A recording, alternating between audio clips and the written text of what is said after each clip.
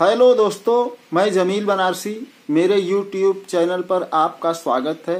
दोस्तों, इस साल यानी सन 2024 का भारत रत्न सम्मान जननायक कर्पूरी ठाकुर को मरणोपरांत दिया गया है। उनके परिवार को मेरी तरफ से बहुत बहुत मुबारकबाद। सन 1954 से शुरू हुए इस सम्मान के लिए कर्पूरी ठाकुर 49वें शख्स हैं जिन्हें यह सम्मान दिया गया। 24 दिसंबर को मुंबई में आयोजित रफी फाउंडेशन अचीवमेंट अवार्ड के वितरण के मौके पर केंद्रीय सूचना एवं प्रसारण मंत्री अनुराग ठाकुर ने जो बातें की थीं, उससे ऐसा लगने लगा था कि शायद मोहम्मद रफ़ी की जन्म शताब्दी वर्ष 2024 में उन्हें भारत रत्न से सम्मानित किया जा सकता है। मगर मंदिर मस्जिद का तवाफ कर रही राजनीति से जो मोहम्मद रफ़ी के प्रशंसकों ने उम्मीद पाल रखी थी, वह उम्मीद अब पूरी तरह टूट चुकी है। कर्पूरी ठाकुर भारत रत्न सम्मान के 100% हकदार थे। उनको यह सम्मान बहुत पहले मिल जाना चाहिए था, मगर उनकी मृत्यु के 32 साल बाद उनको इस योग्य समझा गया, जबकि इन 32 सालों में जनता दल गठबंधन, कांग्रेस और बीजेपी की सरकारें केंद्र से होकर गुजर चुकी थीं। पुरस्कार और सम्मान का राजनीतिक सरोकार हमेशा से रहा है। कांग्रेस की सरकार से यह कदापि उम्मीद नहीं की जा सकती कि वह सावरकर को भारत रत्न से सम्मानित करे, और बीजेपी से ये उम्मीद नहीं की जा सकती कि वह सोनिया गांधी को यह सम्मान दे। मगर जिस दिन से कर्पूरी ठाकुर के नाम की घोषणा हुई है, उसी दिन से सोशल मीडिया पे एक तूफान सा मच गया।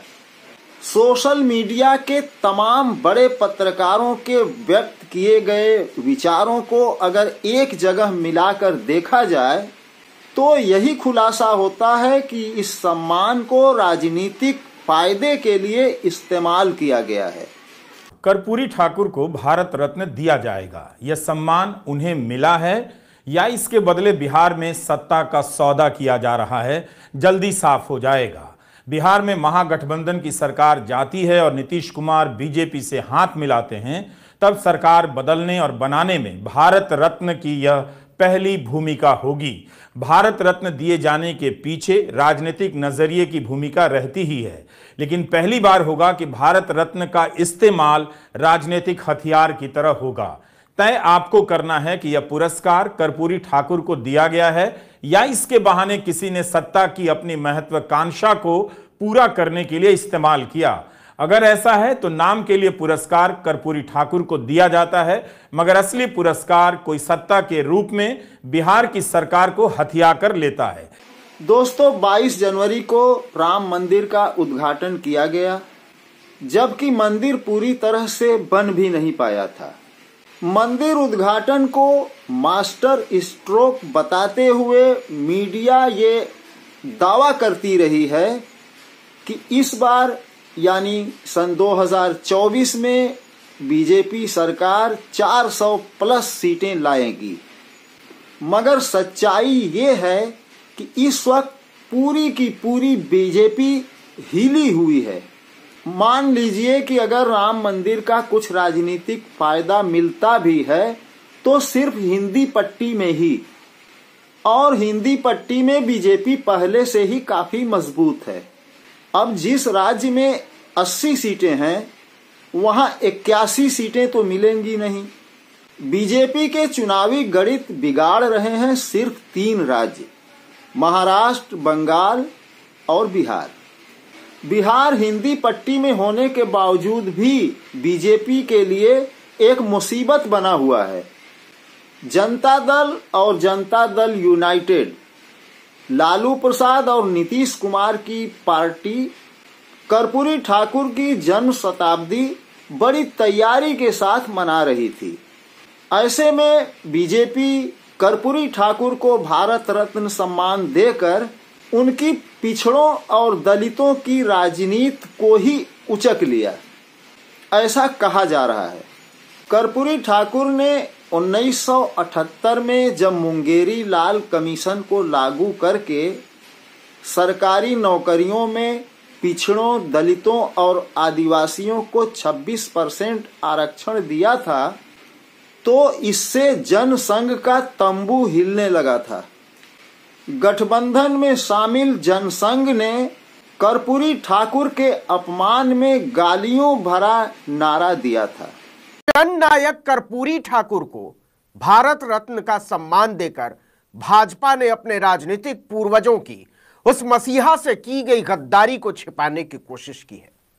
इसी गेरुआ राजनीति ने बिहार में नारा लगवाया था, आरक्षण कहां से आई, कर्पूरिया के माई भी आई। मतलब आरक्षण कहां से आएगा, क्या कर्पूरी ठाकुर की मां पैदा करेगी? और अपना समर्थन वापस लेकर उनकी सरकार को गिरा दिया था। 2 साल भी सरकार को चलने नहीं दिया था। और ये जनसंघ वही पार्टी है जिसका सन 80 के बाद नाम बीजेपी रखा गया। कर्पूरी ठाकुर सन 1970 में और फिर सन 1977 में 2 बार बिहार के मुख्यमंत्री बने। दोनों कार्यकाल को मिलाकर 3 साल से भी कम अवधि इनके हिस्से में आई। इतने छोटे से कार्यकाल में आखिर इन्होंने ऐसा क्या कारनामा किया कि जयप्रकाश के अलावा ये दूसरे व्यक्ति थे जिनको जननायक की उपाधि से नवाजा गया।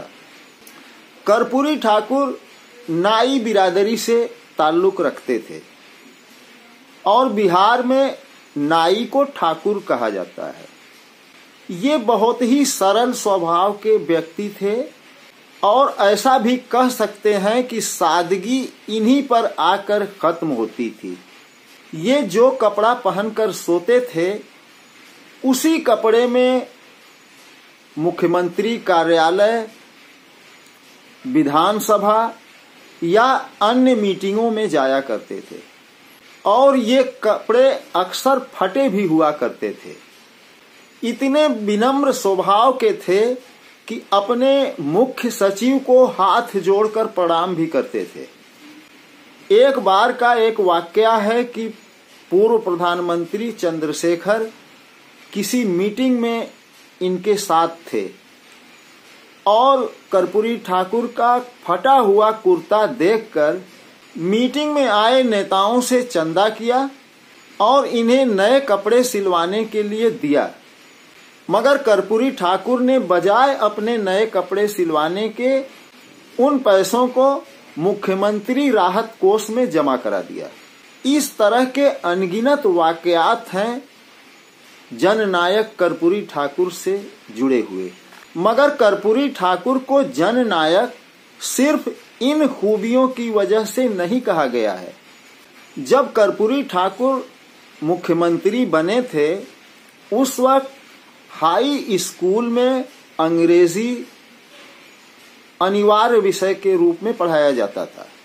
पिछड़े समाज के बच्चे जो तकरीबन निरक्षर पृष्ठभूमि से आते थे और तंगहाली की वजह से ट्यूशन का कोई बंदोबस्त नहीं कर पाते थे, वह बच्चे 10वीं में लुढ़क कर पढ़ाई का सिलसिला खत्म कर देते थे।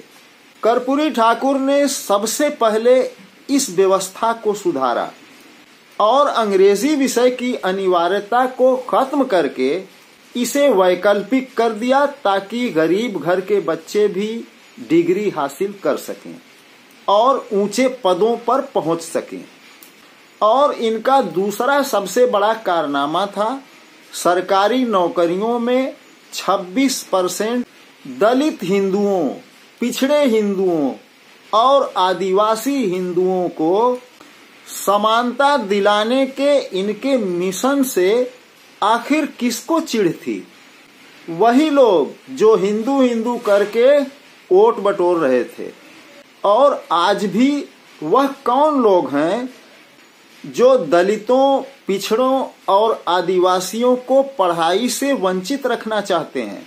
दोस्तों, मैं जितना जानता हूं आप भी उतना ही जानते हैं। इस वीडियो में बस इतना ही। उम्मीद है वीडियो पसंद आया होगा। अगर पसंद आया हो तो इसे ज़्यादा से ज़्यादा लोगों तक पहुंचाएं और चैनल को सब्सक्राइब करें, लाइक करें और कमेंट करें। मिलता हूं अगले वीडियो में एक नए विषय के साथ। जय हिंद, जय भारत।